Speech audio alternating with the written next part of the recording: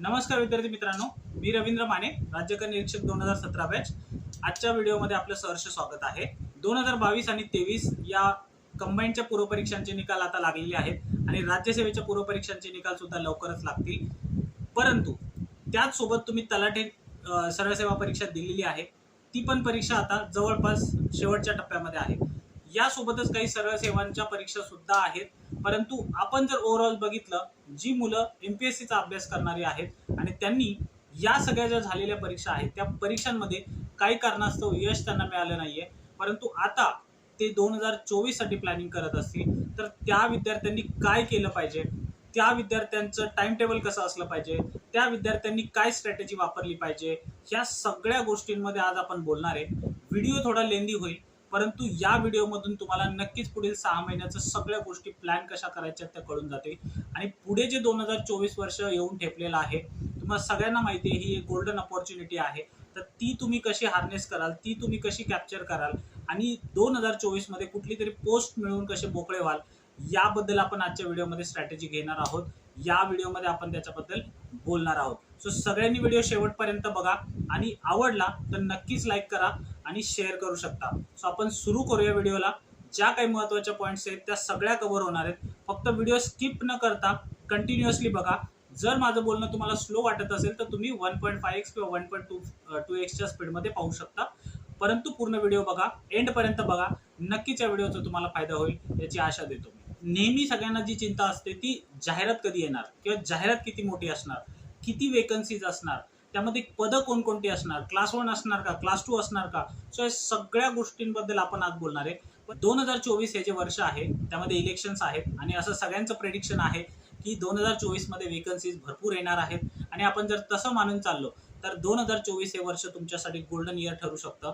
आणि तुमच्या सगळ्यांसाठी, तुम्ही जे कोणी आहात 2 वर्ष 3 वर्ष 5 वर्षापासून जे अभ्यास करत आहात, 2024 हे नक्कीच टर्निंग पॉईंट असणार आहे. त्यामुळे सगळ्यांनी जाहिरात येण्याची वाट न बघता, मला असं वाटतं की तुम्ही आजपासूनच प्लॅन केलं तर डेफिनेटली पुढचे 6 महिने तुमच्यासाठी क्रुशियल आहेत. आणि त्या 6 महिन्यामध्ये जर तुम्ही घाम गाळला, त्या 6 महिन्यामध्ये जर तुम्ही मेहनत घेतली, त्या 6 महिन्यामध्ये जर प्रामाणिकपणे तुम्ही कष्ट केले, तर तुम्हाला नक्कीच पुढचं वर्ष हे गोल्डन इयर ठरणार आहे. व्हिडिओमध्ये आपण ह्याच गोष्टींवर बारकाईने बोलणार आहे. त्यामुळे तुम्ही हा व्हिडिओ पूर्ण बघा, म्हणजे तुम्हाला प्रत्येक गोष्ट व्यवस्थित कळेल आणि तुम्ही त्याला इम्प्लिमेंट करू शकाल. असम्पशन आहे की 1 डिसेंबर ते नोव्हेंबर या दरम्यान तुमच्या जाहिराती येतील आणि पुढची परीक्षा जी काय फेब्रुवारी मार्च मध्ये होईल. परीक्षा जी आहे ती लवकर होण्याचं कारण आहे निवडणुका आहेत आणि निवडणुकांमध्ये बाकीच्या गोष्टी अवलंबून असतात, मग ते अगोदर कंडक्ट करतील असा एक आशा आहे. परंतु ही जी आशा आहे ती मागील ज्या इलेक्शन झाले त्यानुसार त्यांनी ठरवलेली आहे. याच्यामध्ये तथ्य आहेच असं नाहीये, पण तो आपण अझ्युम करून चालूया की फेब्रुवारीमध्ये एक्झाम आहे,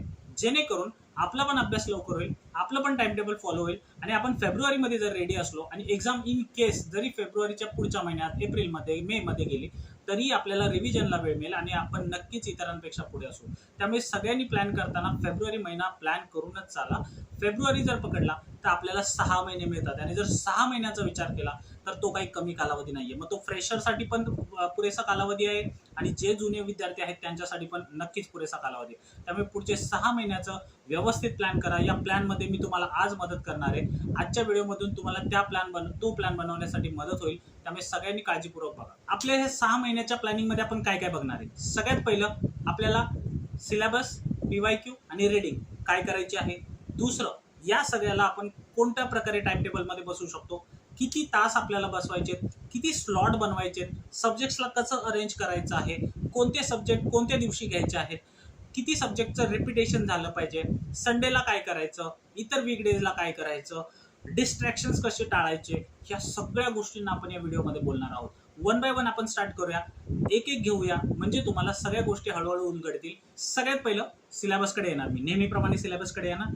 2022च्या नोव्हेंबर महिन्यामध्ये तुम्ही बघितलं असेल कंबाईंड ग्रुप बी आणि सी हे नॉन गॅझेटेड ज्या पोस्ट आहेत त्यांची एकत्र एक्झाम घेण्याचं ठरलं. त्यामुळे त्यांनी सिलेबस सुद्धा एकत्रच दिलेला आहे. तुम्ही जर सिलेबस पाहिला आणि तुम्ही नवीन झालेला जो पेपर पाहिला, जो 30 एप्रिलला झालेला पेपर आहे, त्या पेपरमध्ये तुम्हाला असं जाणवेल की त्या पेपरमध्ये जे स्ट्रक्चर आहे ते मुलांना हलवून सोडणार आहे. तुम्ही जुने जर पेपर बघत असाल त्या पेपरमध्ये आणि आता जो पेपर झाला लेटेस्ट त्या पेपरमध्ये फरक नक्कीच आहे. त्यामुळेच त्या मुलांचे मार्क थोडे कमी जास्त झालेले आहेत. सो आपण याच सिलेबसच्या आधारे बोलणार आहे, कारण ह्याच सिलेबसच्या आधारावर ते 2024ची परीक्षा होणार आहे आणि त्यामुळे आपण त्याच सिलेबसला डोळ्यासमोर ठेवून इथून पुढे बोलायचं आहे. ठीक आहे. तुम्ही 30 एप्रिलचा जर पेपर पाहिला असेल तर त्या 30 एप्रिलच्या पेपरचं जर सेग्रिगेशन बघायचं झालं तर आपल्याला कसं दिसतं. सगळ्यात पहिलं मॅथ्स रिजनिंगचं वेटेज त्यांनी वाढवलेलं आहे. मॅथ्स रिजनिंग जे तुमचं 15 क्वेश्चन यायचे दरवर्षी ते आता बदललेलं आहे. त्याच्यामध्ये त्यांनी 5 क्वेश्चनची भर घालून त्यांनी 20 क्वेश्चन्स केलेले आहेत, परंतु दर्जा किंवा क्वालिटी जी आहे ती थोडीशी सोपी झालेली आहे. त्यामुळे 20 क्वेश्चन जरी झाले तरी क्वालिटी सोपी झालेली आहे. क्वालिटीचे क्वेश्चन जे 10 यायचे ते त्यांनी वाढवलेले आहेत आणि आता 15 क्वेश्चन केलेले आहेत. परंतु एक गोष्ट चांगली आहे की 15 क्वेश्चन जरी केले ते क्वालिटी हा सगळ्यांचा ॲडव्हान्टेज पॉईंट असतो. त्यामुळे सगळ्यांनी 15 पैकी जास्तीत जास्त मार्क घेण्याचा प्रयत्न करायचा. रिजनिंग जरी 20 झालेलं असलं तरी ते सगळ्यांसाठी शापच असेल असं नाही. काही लोकांचं वीक असतं, त्यांच्यासाठी थोडंसं ते प्रॉब्लेम होऊ शकतो. परंतु आपण याच्यावरती सुद्धा बोलणार आहे की कशा पद्धतीने तुम्ही त्याच्याबद्दल प्रॅक्टिस करायची. त्याच्यानंतर एक ह्यूज चेंज जो झालाय आणि जो सगळ्यांना शॉकिंग आहे तो म्हणजे हिस्ट्री आणि जॉग्राफीचा झालेला आहे. हिस्ट्री आणि जॉग्राफीचे 15 क्वेश्चन यायचे ते 15 क्वेश्चनचे 5 मार्क काढून 10 मार्क जे राहिलेले ते त्यांनी मॅथ्स रिजनिंगला 5 वाढवले आणि पॉलिटीला 5 वाढवले. म्हणजे इकडचे 5 काढले आणि तिकडे 5 वाढवलेले. हिस्ट्री जॉग्राफी जो सगळ्यांचा स्कोरिंग एरिया आहे तिथले 5 क्वेश्चन कमी झाल्यामुळे सगळ्यांना धक्का बसलाय. परंतु चेंज हा नेहमी ॲक्सेप्ट करायचा असतो, चेंज हा नेहमी पॉझिटिव्ह घ्यायचा असतो. सो आपण तशाच पद्धतीने घेणार आहे आणि जरी 10 क्वेश्चन असले तरी आपण त्याच्यामध्ये सुद्धा 10 क्वेश्चनमध्ये पैकीच्या पैकी मार्क पाडणार आहे. अशाच पद्धतीने आपण सिलेबसला घ्यायचंय. त्यांनी सिलेबस बदलला, आपण रेडी असायचं, आपण त्या सिलेबसवरती कमांड मिळायचे आणि जरी सिलेबस बदलला तरी आपण मार्क मिळवायचे. सो बघूया कसे मार्क मिळवायचे. इथून पुढे 6 महिने अभ्यासाचा टाइम टेबल कसा बनवायचा, किती तास अभ्यास करायचा. आता सगळ्यात पहिलं मी फुल टाइम अभ्यास करणाऱ्यांमध्ये बोलू. जी लोक फुल टाइम अभ्यास करतात ते त्यांनी काळजीपूर्वक ऐका. इथून पुढचा तुमचा प्रत्येक मिनिट महत्वाचा आहे, प्रत्येक मिनिट व्हॅल्युएबल आहे, तो वेस्ट गेला नाही पाहिजे. त्यामुळे प्रत्येकाने इथून पुढचे 6 महिने जे पूर्ण वेळ अभ्यासाला देतात ते पूर्ण वेळ खर्च करतात ते त्यांनी त्यांचा वेळ वाईजली यूज करायचा. सेकंड, किती वापरायचा. दिवसाचे 24 तास तुमच्याकडे आहेत आणि 24 तासामधले 8 तास झोप जी आहे ती जी रात्रीची आहे ती आणि दुपारचे 2 तास अशी 10 तास जरी झोप तुम्ही वजा केली तरी तुमच्याकडे 14 तास आहेत आणि 14 तासामधले 4 तास आपण बाकीच्या टाइमसाठी फ्रीडम दिलेलं आहे तुम्हाला, तरी तुमच्याकडे 10 तास आहेत. मग 8 ते 10 तास जर तुम्ही पुढच्या 6 महिन्यासाठी देऊ शकला, मी तुम्हाला 100% सांगतो 2024 हे वर्ष तुमच्यासाठी चांगलं वर्ष जाणार आहे आणि प्रत्येकाला पोस्ट मिळू शकते. त्यामुळे हे जे 8 ते 10 तास आहेत ते वाया जाणार नाहीत. त्या 8 ते 10 तासात तुम्ही घाम काढला पाहिजे. त्या 8 ते 10 तासात तुम्ही मेहनत घेतली पाहिजे. ही जर घेतली तर डेफिनेटली पुढच्या गोष्टी सगळ्या सोप्या होणार आहेत. दुसरा मुद्दा याच्यातला टाइम टेबल कसं बनवायचं. टाइम टेबल मी आज तुम्हाला स्ट्रक्चर सांगणार आहे. टाइम टेबलचं मी तुम्हाला आखणी देणार आहे. त्या पद्धतीने तुम्ही टाइम टेबल बनवू शकता. तो एक ड्राफ्ट असणार आहे, तो एक साचा असणार आहे. तुम्ही तुमच्या अकॉर्डिंगली त्या टाइम टेबलला मोल्ड करू शकता, तुमच्या अकॉर्डिंगली त्या टाइम टेबलला बसू शकता. परंतु माझं असं सांगणं आहे की त्या टाइम टेबलमध्ये जे तास मी दाखवलेले आहेत त्या तासाला तुम्ही स्ट्रिक्ट राहा. म्हणजे काय होईल, तुम्ही ॲटलिस्ट तेवढा तास इन्व्हेस्ट कराल.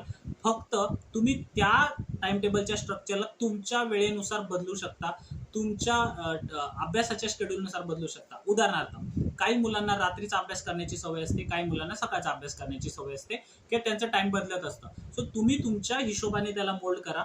परंतु असं नाहीये की तुम्ही मी 10 तासाचं टाइम टेबल दिले की 8 तासाचं टाइम टेबल दिले त्याला तुम्ही 4 तास करा. याचा अर्थ तसा होत नाही. थर्ड, जे जॉब करणार आहेत त्यांना 8 ते 10 तास मिळणार नाहीयेत. परंतु जमलं तेवढे जास्त तुम्ही तास काढायचे, ही माझी सांगणं आहे तुम्हाला. समजा तुम्ही जॉब करताय तर मला असं वाटतं 4 ते 5 तास तर तुम्ही काढू शकता.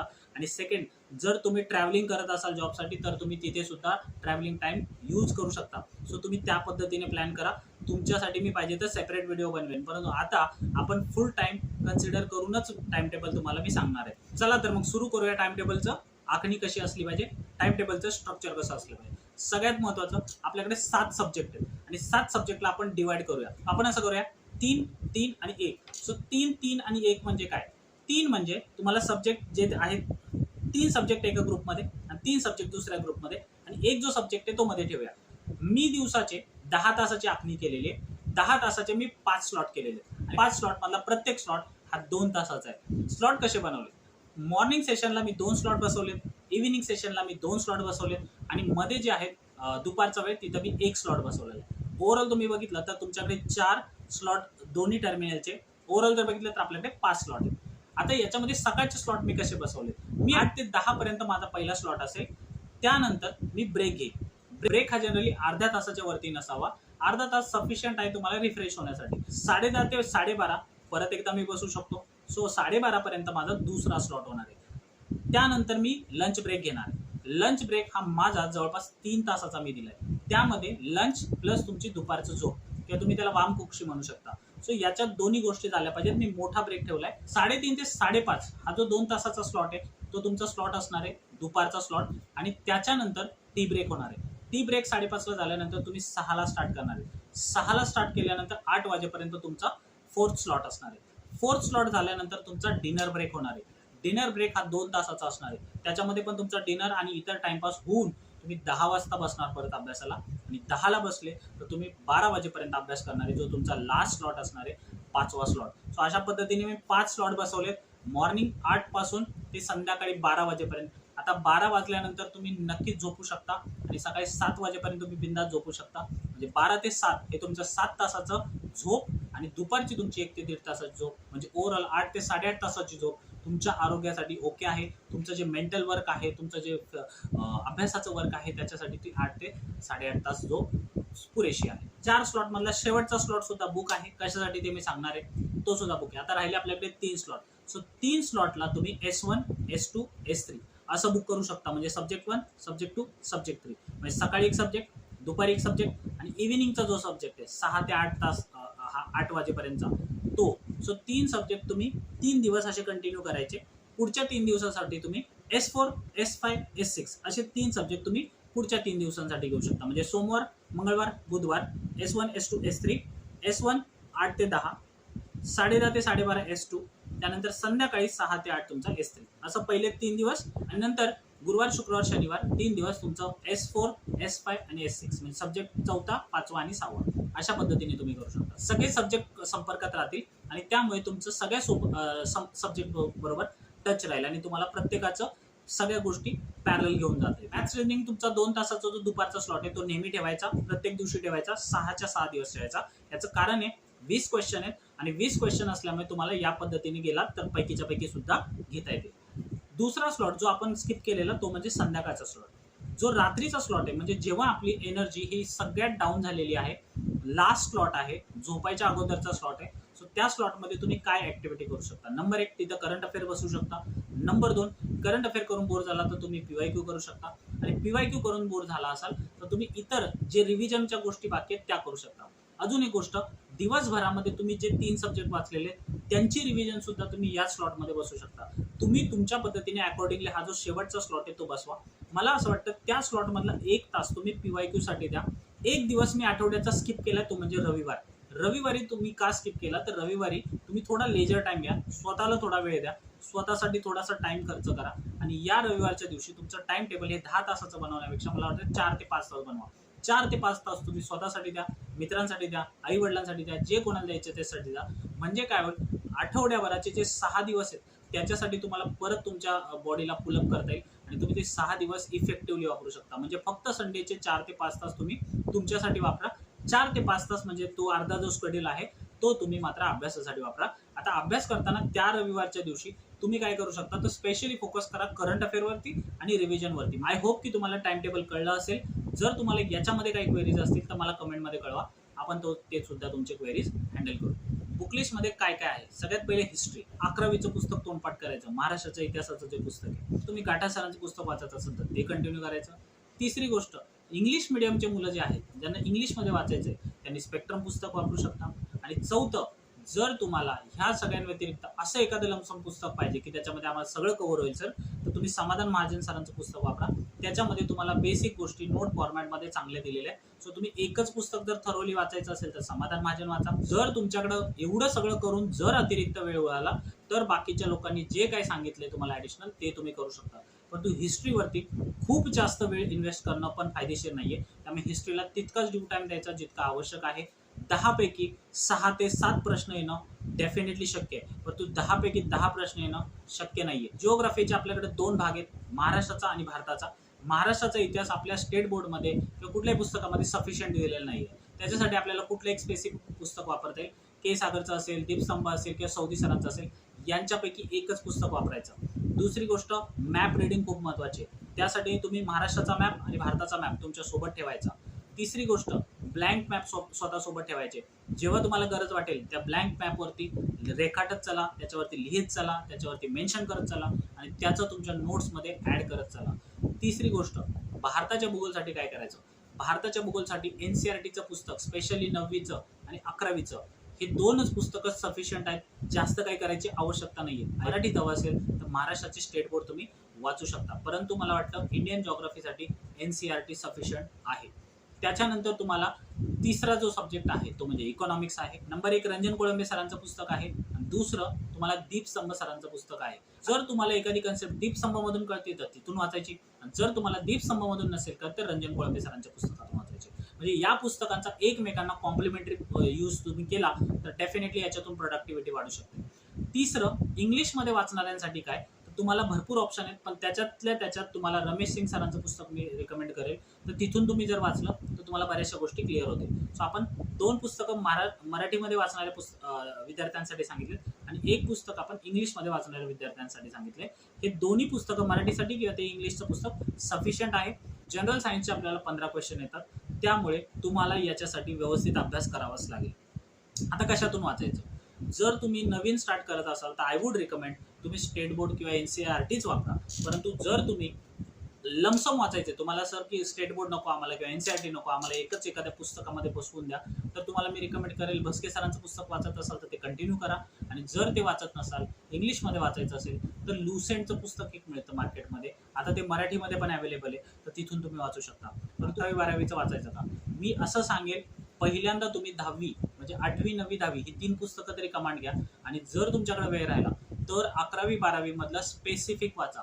स्पेसिफिक समजताना तुम्हाला म्हणजे सगळे चॅप्टर्स वाचायचे नाहीयेत, आपल्याला आवश्यकतेनुसारच वाचायचे. म्हणजे PYQ मध्ये ज्याच्यावरती फोकस आहे ते चॅप्टर आपल्याला वाचायचे, त्यामुळे सगळं पुस्तक करायचं नाहीये. करंट अफेअरमध्ये न्यूजपेपरवरती अर्धा ते पाऊण तासाच्या वरती वेळ खर्च करायचा नाही. का, कारण न्यूजपेपर वाचत बसलं तर आपले 3-3 तास 2-2 तास सुद्धा जाऊ शकतात. एक गोष्ट लक्षात घ्या, संपादकीय आपण नाही वाचलं तरी चालेल, कारण आपण कंबाईनची परीक्षेची तयारी करतोय, त्यामुळे याच्यामध्ये तुम्हाला फॅक्ट्स लक्षात राहणं खूप महत्त्वाचं आहे. त्यामुळे डेली वाचत असाल तर अर्धा तासच्या वरती द्यायचं नाही. दुसरी गोष्ट, मंथली मॅगझिन जर वाचत असाल तर ती मंथली मॅगझिन तुम्ही बघू शकता की त्याला तुम्ही दिवसांमध्ये डिवाइड करून तशा पद्धतीने वाचू शकता. तिसरी गोष्ट, क्वार्टरली वाचत असाल तर 3-3, 4-4 महिन्याचे सुद्धा बुक येतात, तिथे सुद्धा तुमचं करंट अफेअर कव्हर होऊ शकतं, त्याला सुद्धा तुम्ही तुमच्या करंट अफेअरच्या स्लॉट्समध्ये बसवू शकता. आणि फायनल हे सगळं झाल्यानंतर वर्षाच्या शेवटी तुम्हाला इयरली बुक येतं, ते सुद्धा तुम्ही घेऊन त्याला सुद्धा रिव्हिजन करू शकता. नेक्स्ट सब्जेक्ट आहे तो म्हणजे पॉलिटी. आता हा सगळ्यांचा फेवरेट सब्जेक्ट असतो, सगळ्यांना आवडतो, सगळ्यांना बरा वाटतो वाचायला. सो या सब्जेक्टवरती बऱ्याच लोकांची कमांड आहे. सगळ्यांनी लक्ष्मीकांत किंवा रंजन कोळंबे याच्यासाठी कुठलंही पुस्तक वापरलं असेल, मला वाटतं तुम्ही लक्ष्मीकांत वाचलं तर बेटर होईल. रंजन कोळंबे हे थोडंसं काही टॉपिकसाठी इनसफिशियंट आहे, परंतु जर तुम्ही कंटिन्युअसली रंजन कोळंबे वाचत असाल तर तेच ठेवा. जेव्हा तुमचं ते कम्प्लीट होईल, समाधान होईल, त्यावेळेस तुम्ही लक्ष्मीकांतकडे येऊ शकता राहिलेल्या टॉपिकसाठी. सो आपल्याकडे 2च पुस्तकं सध्या अवेलेबल आहेत. नेक्स्ट टॉपिक आहे आपला मॅथ्स रिजनिंग. सगळ्यात ब्लर असलेला टॉपिक, आणि सगळ्यात ब्लर म्हणजे का म्हणालो, कारण याच्यावरती काय वाचायचं, कुठल्या पुस्तकातून वाचायचं हेच कळत नाही. इथे तुम्हाला मी थोडं सोपं करणार आहे. सगळ्यात पहिलं काय करायचं याच्यामध्ये, मॅथ्स रिजनिंगमध्ये कुठलंही पुस्तक घेण्याच्या अगोदर सगळ्यात पहिले जुने प्रश्न बघायचे.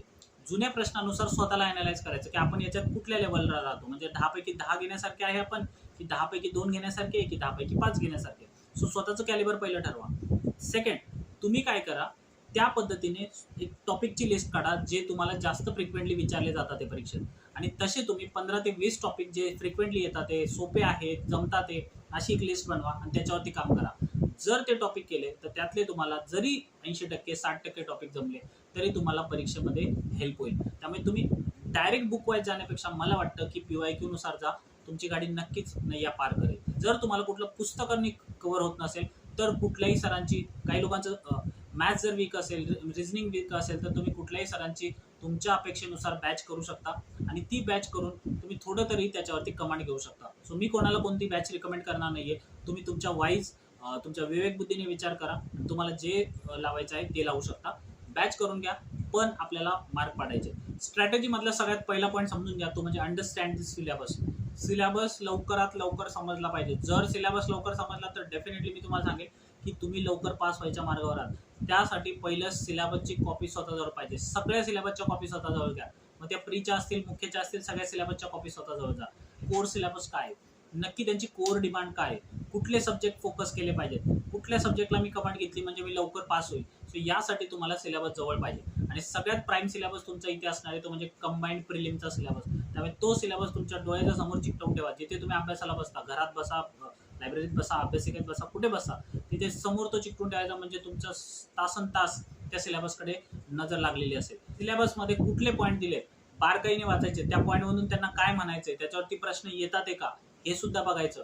किती प्रश्न येतात आहे, कोणत्या टॉपिकला वेटेज घेतले, हे सगळं तुम्ही अंडरस्टँड द सिलेबस या टायटल खाली बघणार. आणि जर सिलेबस कळला तर डेफिनेटली तुम्हाला फायदा होणार आहे. नेक्स्ट आहे डिमांड ऑफ एमपीएससी. म्हणजे एमपीएससीची मागणी काय, ते परीक्षेमधून तुमच्याकडून काय काढून घेण्याचा प्रयत्न करतात हे तुम्हाला समजलं पाहिजे. आणि हे जर समजून घ्यायचं असेल तर सगळ्यात बेस्ट तुम्हाला माहिती काय ते म्हणजे जुने आलेले प्रश्न, जुन्या परीक्षांमध्ये विचारलेले प्रश्न, ज्याला आपण शॉर्टमध्ये PYQ म्हणतो, प्रिव्हियस इयर क्वेश्चन्स. त्यामुळे लवकरात लवकर PYQ समजणं गरजेचं आहे. मग याच्यासाठी काय करू शकता, तुम्ही जे मी टाइम टेबल सांगितलेले त्याच्यात जे आपले 3 स्लॉट वाचनाचे आहेत ते वगळता मी एक स्लॉट ठेवलेला आहे जो तुम्हाला मगाशी सांगितला, तो म्हणजे शेवटचा स्लॉट. त्या शेवटच्या स्लॉटमध्ये तुम्ही फक्त PYQ करू शकता. माझं म्हणणं आहे तुम्हाला जास्त PYQ होत नसतील, कमीत कमी दिवसाच्या शेवटी 50 PYQ करूनच झोपा. म्हणजे हे 50 PYQ जर मल्टिप्लाय बाय 6 डेज बोललो किंवा आपण डायरेक्ट महिन्याचं जर गणित घेतलं, 30 दिवसांमधले आपण 4 दिवस वगळलेले आहेत, ते 4 दिवस आपण ते सुद्धा पकडले तर 30 गुणिले तुमचे 50 म्हणजे जवळपास तुमचे 1,500 पर्यंत तुमचे PYQ सॉल्व्ह होणार आहेत. आणि हे तुमचे पुढचे 6 महिन्यासाठी झाले 1590. त्या पद्धतीने जर बघितलं तर तुमचे जवळपास पुढच्या 6 महिन्यामध्ये 9 ते 10,000 PYQ सॉल्व्ह होतील. आणि हे सगळे PYQ डेफिनेटली वर्क करतील. त्यामुळे तुम्ही PYQ वरती काम करा. एमपीएससीला तुमच्याकडून काय पाहिजे परीक्षेच्या स्वरूपात हे तुम्हाला नक्कीच कळेल. आणि ते जर कळलं तर तुम्हाला नापास कोणीही करू शकत नाही किंवा एमपीएससी सुद्धा तुम्हाला नापास करू शकत नाही. तिसरं, लेस रिडिंग मोर रिव्हिजन. हे कन्सेप्ट असलं पाहिजे. लेस रिडिंग म्हणजे कमी वाचन करायचं, परंतु त्याचं जास्तीत जास्त रिव्हिजन करायचं, जास्तीत जास्त PYQ सॉल्व्ह करायचे. हे डोक्यात ड्रिल करून ठेवा. 4th point, appropriate guidance. आवश्यक असेल तर तुम्ही गायडन्स नक्कीच घ्या. जर तुम्ही गोंधळलेले असाल तर मार्गदर्शन नक्कीच घ्या. पण मी त्याच्या अगोदर एक शब्द वापरलाय, ॲप्रोप्रिएट, म्हणजे योग्य मार्गदर्शनच घ्या. ज्यांनी ऑलरेडी एक्झाम्स दिलेले आहेत, ज्यांनी त्याच्यातून गो थ्रू केलेले आहेत, पास झालेले आहेत किंवा त्याचा चांगला अनुभव आहे, या लोकांकडून तुम्ही मार्गदर्शन घेऊ शकता. 5वा पॉईंट, नोट्स बनवायच्या का? आन्सर आहे जमलं तर डेफिनेटली येस. नोट्स बनवल्याने काय फायदा होतो? नोट्स बनवल्याने नंबर 1 हा फायदा होतो, तुमचं रिव्हिजन फास्ट होतं. नोट्स बनवल्या तर त्या हँडी होतात. नोट्स बनवलं तर बिफोर एक्झामिनेशन तुम्हाला जे काही वाचनाचा स्पीड असतो तो वाढतो. 4थं, स्पीड वाढला तर तुमचा कॉन्फिडन्स वाढतो. आणि कॉन्फिडन्सच्या आधारावरती तुम्ही जे क्वेश्चन तुम्हाला परीक्षेत येत नाहीत, इतरांना टॅकल करायला जमत नाही, ते तुम्ही कॉन्फिडेंटली मार्क करू शकता. आणि गॅरंटी यू की त्या क्वेश्चनचं उत्तर बरोबरच येतं. हे फक्त कॉन्फिडन्सच देऊ शकतो. आणि कॉन्फिडन्स आणायचा असेल तर तुम्हाला नोट्स ह्या कॉन्फिडन्स देऊ शकतात. त्यामुळे वेळ जर ॲडजस्ट होत असेल, तुमचा ड्यू टाईम ॲडजस्ट होत असेल, तुमच्याकडे वेळ असेल तर तुम्ही नोट्स बनवा. जर काही विषयांसाठी नाही पॉसिबल आहे तर तुम्ही अंडरलाईन करून ठेवा.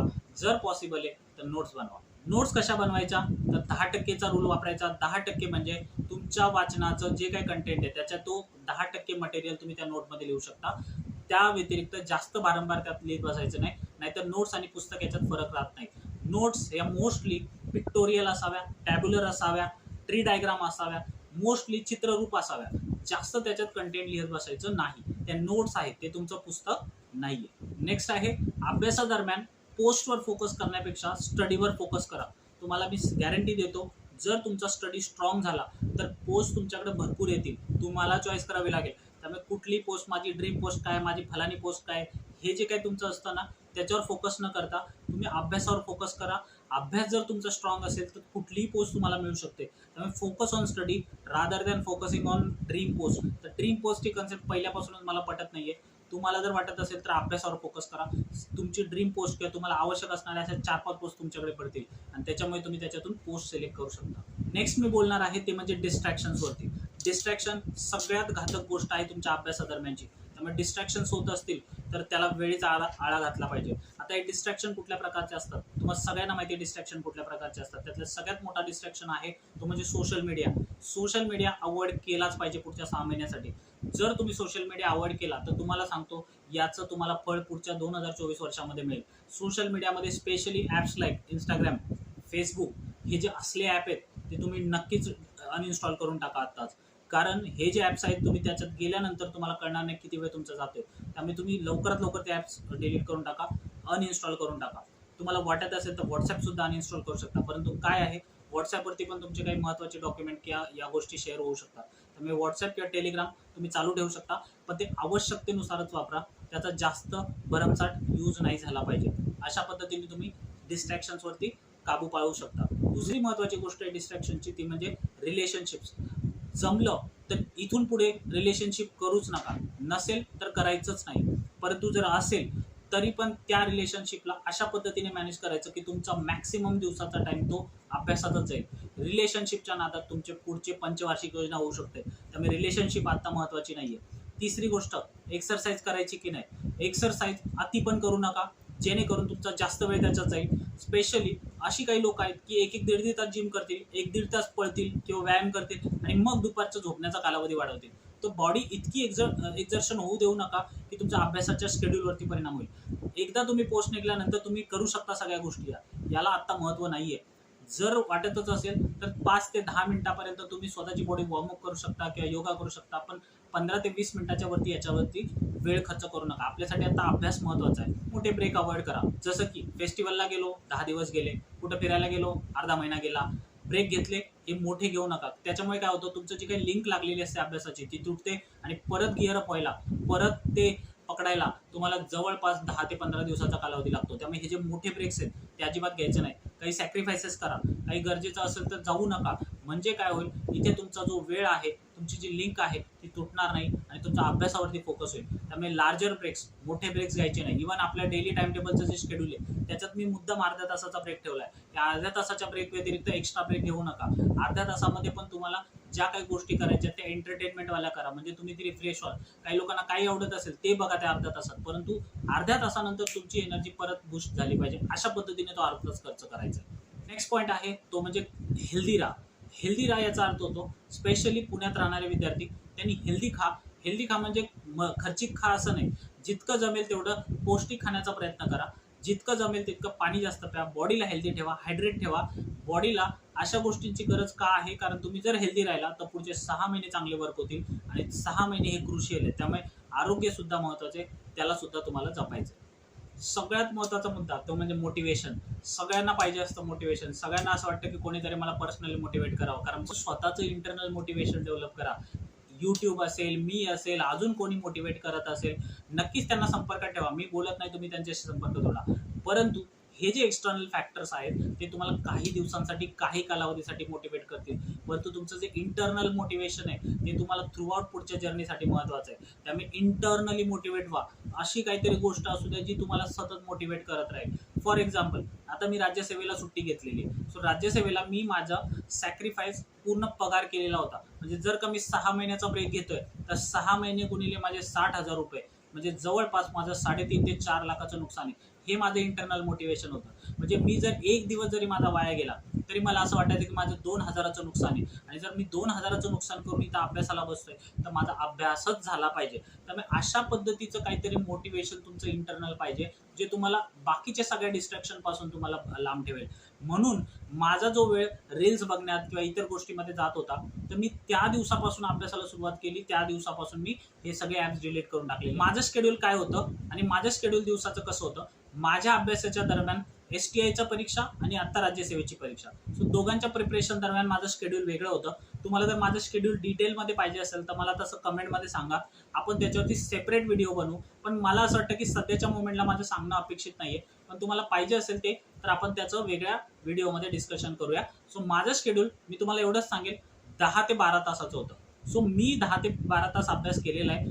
तुम्हीही ह्युमन बिंग आहात, मी सुद्धा मानव आहे. त्यामुळे आपण सगळे 10 ते 12 तास अभ्यास करू शकतो. त्यामुळे जितका वेळ तुम्हाला वापरता येईल तेवढा वापरा. कधी कधी मी 12+ तास पण अभ्यास केला आहे, स्पेशली राज्यसेवा मुख्यला आता. त्यामुळे 12+ तास सुद्धा अभ्यास होतो. परंतु माझं असं सांगणं आहे तुम्ही 8 ते 10 तास अभ्यास करा. ते जर जमलं तर तुम्ही त्याच्यावरती जाण्याचा प्रयत्न करा. परंतु 8 ते 10 तास क्वालिटी अभ्यास केला तरी तुम्ही पास होऊ शकता. MPSC अवघड आहे का? डेफिनेटली अवघड आहे. MPSC परीक्षा अवघडच आहे आणि त्याच्यातून पास होऊन एखाद्या पदावरती जाणं हे सोपं पण नाहीये. परंतु हे अवघड असलं, सोपं नसलं तरी पण अशक्य नाहीये. त्यामुळे MPSC फक्त तुमचा अभ्यास चेक करत नाही, ही गोष्ट लक्षात घ्या पहिले लवकर. MPSC तुमचा फक्त अभ्यास चेक करत नाही. MPSC त्यासोबत तुमच्या बऱ्याच गोष्टी चेक करतं. तुमचं हार्डवर्क आहे का, तुमची मेहनत, तुमचं कष्ट, तुमची कन्सिस्टन्सी, तुम्ही किती प्रेझन्स ऑफ माइंड दाखवता, तुमचे पेशन्स किती आहे, तुमची सहन करायची शक्ती किती आहे, या सगळ्या गोष्टी तुमच्या ड्युरिंग जर्नी टेस्ट होतात. आणि जर तुम्ही ह्याच्यात खडे उतरला तर तुम्हाला डेफिनेटली पास होता. त्यामुळे MPSC म्हणजे फक्त अभ्यास हे इक्वेशन विसरा.